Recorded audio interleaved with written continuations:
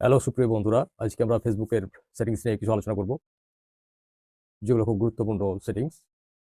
অর্থাৎ বিনা পয়সায় পয়সা না দিয়ে, হাজার বছর টাকা খরচ না করে কিভাবে ফেসবুক টু ফ্যাক্টর অথেন্টিকেশন পাওয়া যায় বা মেটা সাবস্ক্রিপশন করা যায় তা নিয়ে আলোচনা করব।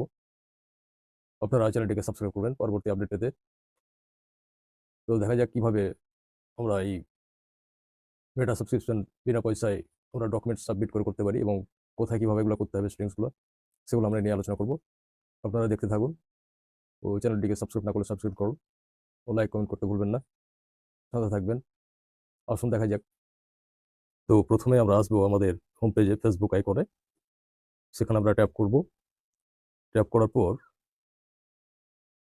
এখানে দেখছেন three dot menu, three line একটা বার আছে, সেখানে ট্যাপ করব। ট্যাপ করার পর আবার দেখুন উপরে সেটিংস, এই সেটিংসে আমরা ট্যাপ করব। ট্যাপ করার পর দেখুন এখানে নীল কলামে লেখা আছে see more in account centre. তো আমরা এখানে ট্যাপ করব। ট্যাপ করার পর এখানে দেখুন পার্সোনাল ডিটেলস, এই পার্সোনাল ডিটেলসে ট্যাপ করব।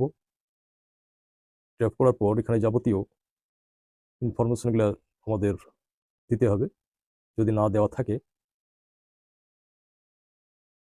তো তারপর আমরা এখানে ট্যাপ করব আইডেন্টিফিকেশন কনফার্মেশন। আইডেন্টি কনফার্মেশন এখানে ট্যাপ করব। এখানে ট্যাপ করব। তো এখান থেকে আমরা এখানে গিয়ে আমরা যাবতীয় সাবমিট করতে পারবো। আপনাদের ডকুমেন্টস দিয়ে এখান থেকে আপনাদের টু ফ্যাক্টর অথেন্টিকেশন এবং বিনা পয়সায় আপনাদের মেটা সাবস্ক্রিপশন করতে পারবেন। আজ এই পর্যন্তই। আমার করা আছে, সেই জন্য এগুলো দেখাচ্ছি। এইখানে টিক চিহ্ন পেয়েছি আমার। তো এভাবে আপনারা এটি কমপ্লিট করতে পারবেন। আশা করি আপনারা তা করতে পারবেন সহজেই। তো আজ পর্যন্ত এই পর্যন্ত থাকলো। আপনারা আপডেট পেতে চ্যানেলটিকে সাবস্ক্রাইব করুন অবশ্যই।